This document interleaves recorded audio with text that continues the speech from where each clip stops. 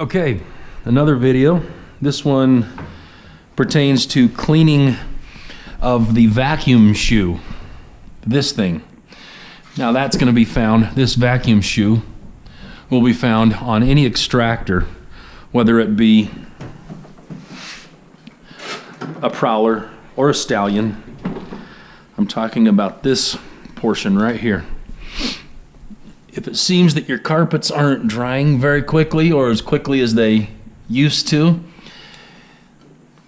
on a stallion or a prowler, you can tip it up on its end and get this specialized, highly specialized tool, also known as a hanger, and clean out any junk that may be up in here. And there's a good possibility, if your machine, and this one is actually in good shape, there's a good possibility if you find that your vacuum on your extractor is not working as it used to, that there's going to be a lot of lint and buildup in here. So that's an easy one to work on. You just tip it back, get a flashlight and shine up in there, and you can see what's going on if it needs to have the treatment of the special tool here. But we're going to focus on this type of a machine, the bigger ones that you can't just flip up on its end. How to check the shoe on this. Okay, so what we're going to do is, the only way you're going to be able to check the vacuum shoe on this type of extractor where you can't flip it back is you're going to have to move it out to the edge of a step or the edge of a dock. And the way I recommend doing this is, first, don't turn it on. As Clayton turns it on. Once you get it close to the edge of the dock, stop and don't turn it on.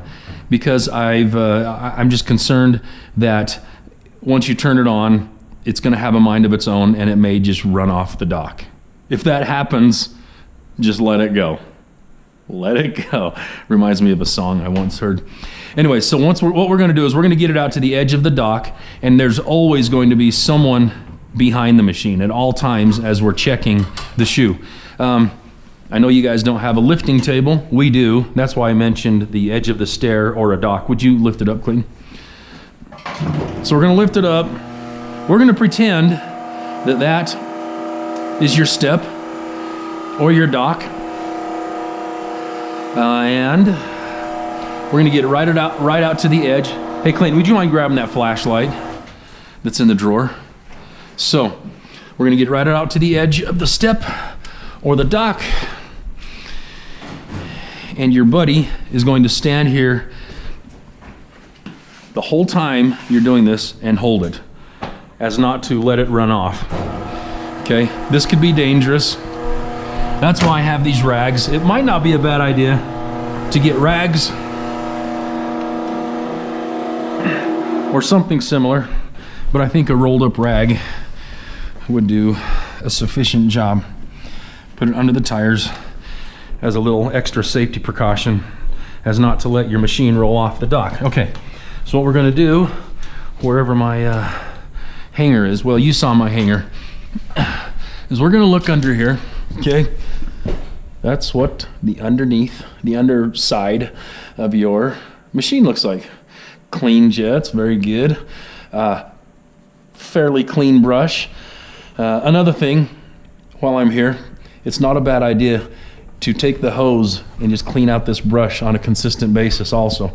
Maybe once a week, wouldn't hurt anything. Maybe even more frequent. So hopefully, and I wouldn't recommend climbing under here like this. This is kind of extreme, but I wanted to shine the flashlight up in here and show you what, and hopefully you can see this, and show you what a clean vacuum shoe looks like. So just imagine that Clayton is standing on the table and holding that machine so it won't run off the dock. But that's a clean vacuum shoe, okay? But on a weekly basis, I recommend taking the specialized hanger tool and cleaning that out. I dare say that a lot of you will probably find a lot of old, damp, nasty lint that's up in there that's not letting your vacuum shoe perform to the best of its ability. So I think I've covered everything regarding vacuum shoes.